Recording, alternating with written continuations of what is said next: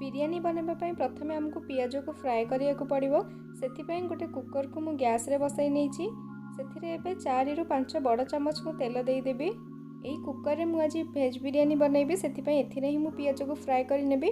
आपण जदि चाहिबे एक्स्ट्रा कड़ाई किंबा पैन रे पियाज को फ्राए करि परिबे। तेल को एबे भलो कि गरम करि नबा। एठी तेल भलो भाबरे गरम हे आसलानी। एबे एथिरे काटि कि रखिथिबा पियाज को मु पकेइ देबी।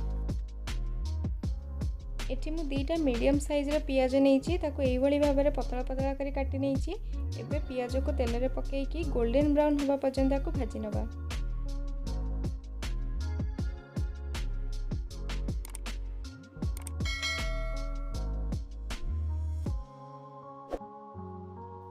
मझिरे मझिरे पियाज को एई भली भाबरे टिके गोळेई दउथिबे, जेमति तार तळ पोर्शन कुकर रे न लागिबो।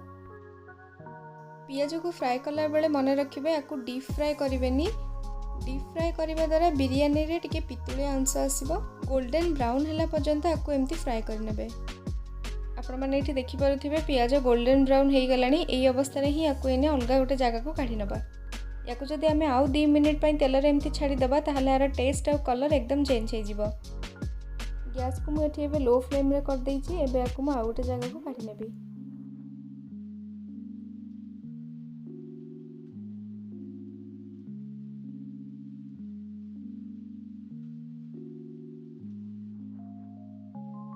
से गरम तेल रे मु एठी गोटा गरम मसला दे देबी। तापय मु एठी नेइछि हाफ चम्मच जीरा, 2टा तेजपत्र, 1 इंच रो दालचीनी, 1 अनासी फूल, अल्प टिके जावित्री, 5 रु 6टा गोलमरीच, 3टा लवंग और 3टा गुजराती। ये सब को मु एबे सेही गरम तेल रे पकेइ देबी।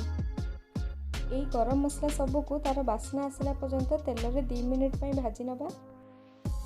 एठी गोटे पियाज को एमती छोट छोट भाबरे काटि नेइछि, ताको मध्ये तेल रे दे देबी।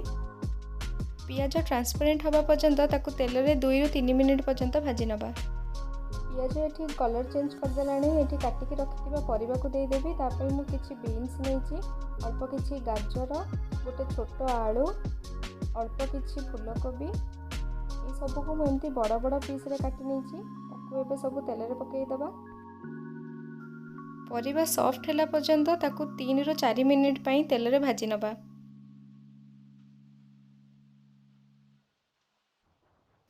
परिबा एबे एठी हमर सॉफ्ट हे जाइछि। एबे सब सेतिरे गुंडा मसला दे दबा।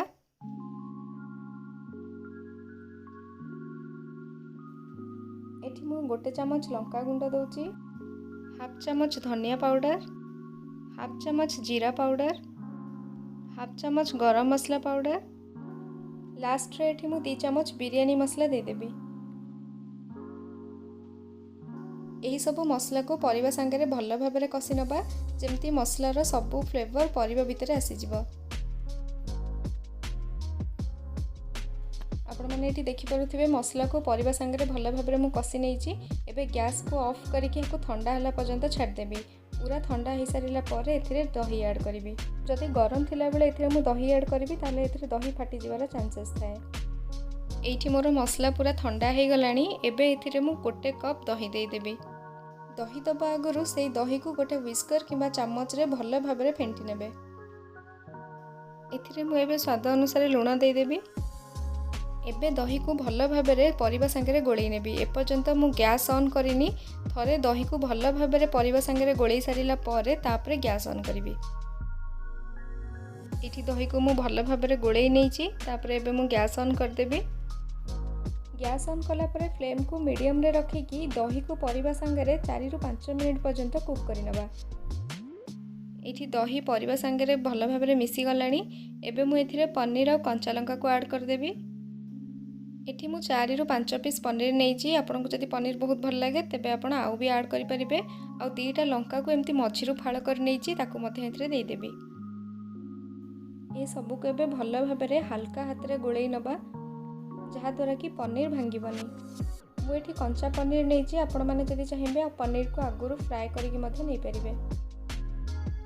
एठी मसला पूरा प्रिपेयर हे जाइछि। एबे सब परिबा को कुकर रा बेस रे मु इवनली स्प्रेड करनेबी। एबे हमें लेयरिंग स्टार्ट करिबा। तापय मु फ्राए करिकि रखिथिबा पियाज रु अल्प किछि प्रथमे एठी देई देबी। अल्प किछि कटा पुदीना पत्र एठी देई देबी। किछि कटा धनिया पत्र भी एठी मु देदेवी। गोटे चामच एठी मु घिओ दे दूची। घिओ देवा द्वारा बिरयानी रो टेस्ट बहुत भल आसी थाए। अल्प किछि बिरयानी मसला को एमती चारिआडे स्प्रिंकल कर नबा। एबे आमे चाउल रे लेयरिंग करिबा। एठी मु 200 ग्राम बासमती चाउल नेइची, ताकू सांगे सांगे धोईकी एथिरे दउची। आगुरु बतुरेकी रखि नथिली। इवेनली सबुआडे एमती स्प्रेड कर नबा। इवेनली स्प्रेड करबा द्वारा चाउल भल भाबरे हेइ थाए। आपण माने एठी भल के ध्यान देकी देखंतु, जेमती मु चाउल रे लेयरिंग करछि आपण मध्य ठीक सेही बडी भाबरे लेयरिंग करिवे। जदि कोठी अधिका चाउल पड़ी जाउछि ताकू एमती हाथ रे स्प्रेड कर नेबे।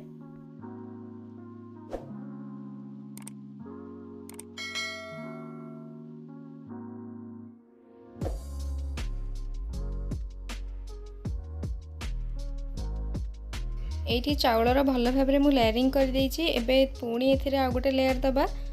प्रथम लेयरिंग आमे जेमती करथिले सेकंड लेयरिंग भी आमे सेही भली भाबरे करिबा। एठी मु किछि फ्राइड ओनियन को देइ देली।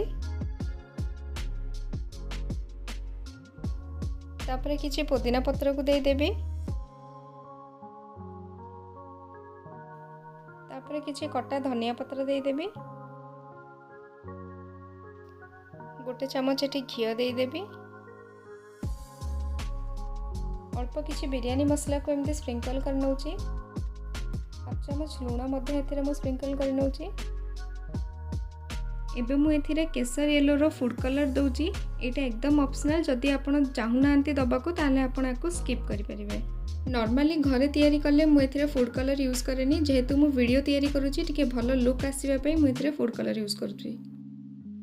एबे एथिरे आमे पानी दे दबा। जो ग्लास रे मापिकी मु चाउल नैथिली सेही ग्लास रे मापिकी मु पानी देबी।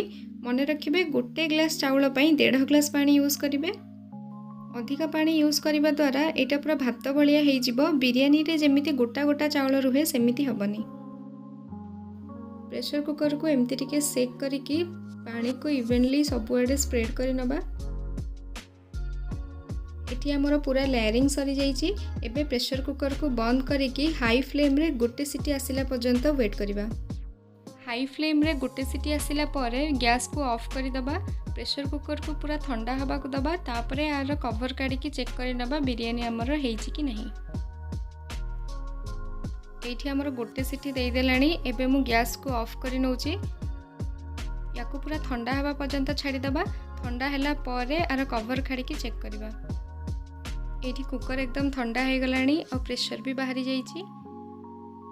वाओ केते बढ़िया बास्ना आसुछि, एकदम रेस्टोरेंट भलिया। एबे मु आपन को देखौछि एठी चाउल हमर भल भाबरे सिजिछि कि नहीं। आपण एठी देखि पारुतिबे चाउल भल भाबरे सिजि जाइछि। रेस्टोरेंट भलिया एकदम गोटा गोटा भात होइछि। गोटे प्लेट रे मु आपन को एबे सर्व करके देखौछि। देखिले तो केते कम टाइम भितरे रेस्टोरेंट स्टाइल रो वेज बिरयानी हमें घरे बनै देले। मु तो कहिबी आपण को निश्चित घरे बनातु, निजे खातु एवं अन्य मानकु मध्य खुआंतु। खाई सारिला परे हे आपण को केमिति लागिला कमेंट सेक्शन रे मते निश्चित जणाइबे। गरम गरम वेज बिरयानी संगे रायता खाइले बहुत बढ़िया लगी थाए।